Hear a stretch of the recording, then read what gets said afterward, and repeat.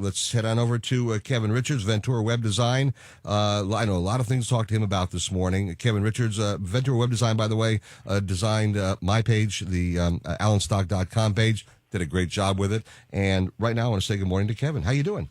Good morning, Alan. How are you today? I am doing just great. And I want to get right into this. There's a lot to talk about because I know that the computers that people are using, by the way, the one I have here at work has Microsoft XP in it. And what does that mean for people? Because on XP, there have been some issues about maybe they're going to cancel it. Is that true? Well, they definitely are. Microsoft, we talked about this a couple months ago, I believe, and it's kind of getting closer to the deadline. On April 8th, Microsoft is going to be discontinuing the support for Windows XP. So Windows XP is the software that controls how the computer operates. It's the operating system. So that's one of their older operating systems. It's about 12 years old, and if you're still using that on your computer, it's definitely time to upgrade that old machine. The reason is when they stop that support, that means that anybody who can find a way to break into your system remotely, that's not going to be patched. That's not going to be fixed. There will be no more updates. And that also applies to most antivirus software. So, it really is time to upgrade. Wow. How do you upgrade? What do you upgrade with? Well, typically machines that are still running XP are on older hardware. So quite honestly, the best way to upgrade is just to go ahead and buy a new system rather than trying to upgrade piece by piece. But, of course, that all depends on your budget. But the bottom line is the processor speed, the hard drive space, the available memory, all those things are key components to a computer. So probably if you're running XP, if your computer is 10 years old, it's time to break out the wallet and head down to your local electronics store. All right. And when you do, get a Mac. That's just right. My experience. I mean, because they keep replacing these every so often, and the Mac stays steady all these years. And I didn't realize that until I went with Apple, all the stuff last year with my iPad and the phone and everything else. So that's just my recommendation. And I'm not paid to say that. It's my experience, and I just want to let everyone know that. Well, that's right, and typically when Apple rolls out a new operating system, it's a simple download for you as a Mac user, and you just download it, and you're on the latest, greatest software. Yeah, no, it is. It's been the greatest thing. My only regret was not having done it earlier. I can tell you that. Now, Apple, speaking of which, by the way, has agreed to I know a $30+ million settlement regarding in-app purchases. What's that all about? So the story is there. When you're using your Apple device, your iPhone, your iPad, you can log into their App Store or their iTunes Store, and you can make purchases. Right. And you do that either using a credit card that you put on file or through Apple credits that you've already purchased. So what was happening is, and this is a couple of years ago that this was a problem because Apple obviously has fixed the problem since then, when you typed in your password to make a purchase, there was a 15-minute window where you didn't need to type in your password again.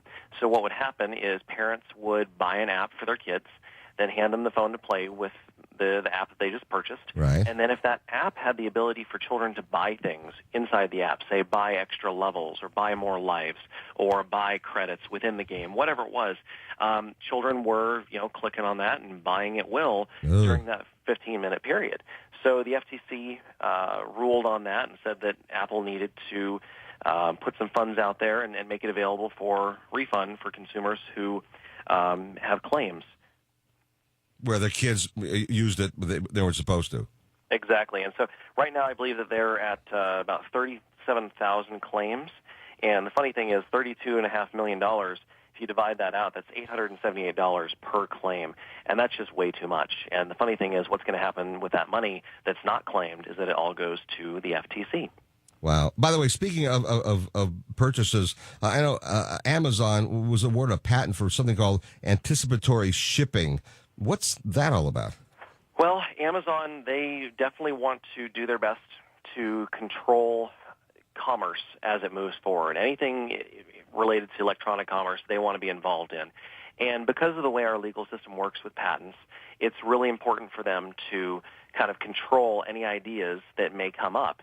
And so, for example, Amazon currently has a patent for one-click checkout. So basically, nobody else can use that phrasing and nobody else can use that technology. So what Amazon did here is they've created a patent concept called anticipatory shipping. And basically, the concept is Amazon wants to ship you something before you even know that you wanted it. What? Yeah, it's kind of crazy. And They actually ship it to you? well, they can put it onto a truck and they can ship it to your general area, thinking that you might want to get it, or that somebody else similar to you in your particular area might want to get it. It's kind of interesting. They're going to be delivering packages before people have even gotten close to the buy button. Now, maybe if you've got it on your wish list, that might be an indicator that you might want the product, or you might have looked at the product. But Amazon is always trying to compete against brick-and-mortar retailers, that you can just walk in the door and buy the product and have it now. So this is one of the ways that Amazon may actually do it. Now, this might also just be a simple, let's control a patent so that nobody else can control it in case this ever actually happens situation. That seems bizarre, though, that they would ship it before you'd even order it, Well, and part of the patent was actually, it says that if they do make a mistake and the customer doesn't actually want the product, part of the Amazon patent is that they may allow that customer to keep the item as a promotional gift, or simply keep it as a way to buy goodwill and thank you for being a great customer. wow. Amazing. Oh, that's out of the realm. I've never heard anything like that. Stay with me. I want to talk a little bit about this what's going on with Facebook right now, because a lot of people in the media are trying to tear it down. I want to talk about that. And the president, I understand, his State of the Union is going to be broadcast on, ladies and gentlemen, YouTube, believe it or not. We'll talk about that and more with Kevin Richards, Ventura Web Design, in just a moment. Kevin Richards joining us from Ventura Web Design.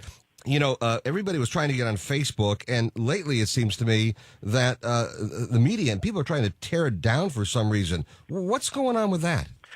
It's a true story. The latest in that in a long line of stories about how Facebook is going to die or Facebook is already dead. The core demographic is leaving Facebook. The younger demographics leaving. Right, and that's the only people we care about, right? But anyway.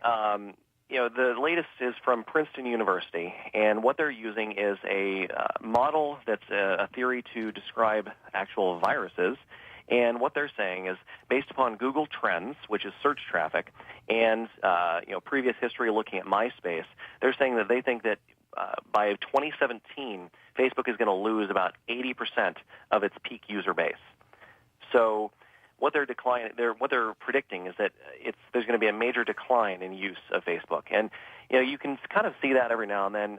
You'll hear about people saying, okay, I've turned off my Facebook account, or I'm not logging on to Facebook anymore. I'm tired of it. It's a time waster.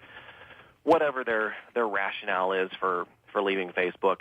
But the funny thing is, people will say that, but then they come back a week later, a month later, whatever it is. So I would say, based upon what I know, based upon the fact that Facebook is a $140 billion company, they've got the resources to keep themselves rolling, and I would say that's not going to be a good prediction. Well, I was, kicking me into the new technologies is, you have to drag me, from one century to the other always. That was the case with Mac and with a lot of things. But, once I got into Facebook, I've connected with some of the people I went to school with, some of my fellow students who graduated when I graduated, and it's been a great reconnection with these people, and I'm grateful for it. As much as I was, hesitant, skeptical at the beginning, I'm grateful now. Well, absolutely, and I think this applies to everything. Life is what you make it. So Facebook, a social network, it is what you make of it, and it is how you use it. So, in your case, what you just described is perfect. You would have never reconnected with those people were it not for Facebook. And oftentimes when you get together for an evening out with friends, everybody pulls out their phone, and then somebody says, "Hey, put your phones away. Let's focus on the people who are here with you." Yeah, now. How about that? And that's true. I mean, you want to enjoy the people you're physically with as well.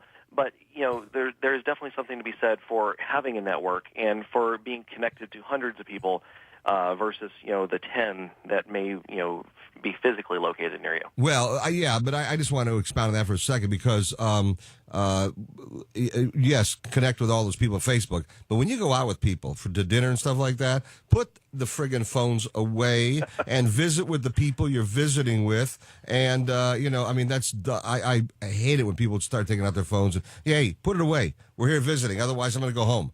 It's that. So, I'm very, very staunch about that. Listen, I know that I heard the president is going to be broadcasting his State of the Union on YouTube. Does that mean I can't see it on TV or what? Oh, no, it's definitely going to be on TV. He's definitely going to make sure that everybody gets to see him speak.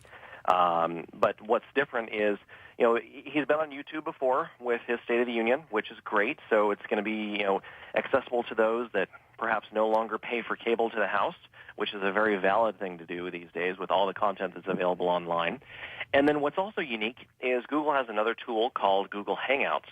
So after the State of the Union on Tuesday, on Friday, he's going to actually do a hangout. And what that means is it's going to basically be a live presentation of him. He's going to actually take live questions. There's going to be 3 different citizens from 4 different sections of the U.S., and they're going to ask questions that are generated from the address about specific topics that affect them. Will people have a chance to join it in or what? Yeah, absolutely. You can join on in. You can watch the hangout. Just go to Google and type in Obama Hangout, and that will give you all the information that you need to sign up and watch. It's quite cool. It's definitely the new direction of technology. I think you'd be impressed when you log in and see it. All right, and where do you go for that again? Just go to Google, type in Obama Hangout, and it'll tell you everything you need to know from there. Oh, wow. Okay. I will do it. I've been using Google more and more lately anyway, since we start, getting into our KDON.com page, which is absolutely great.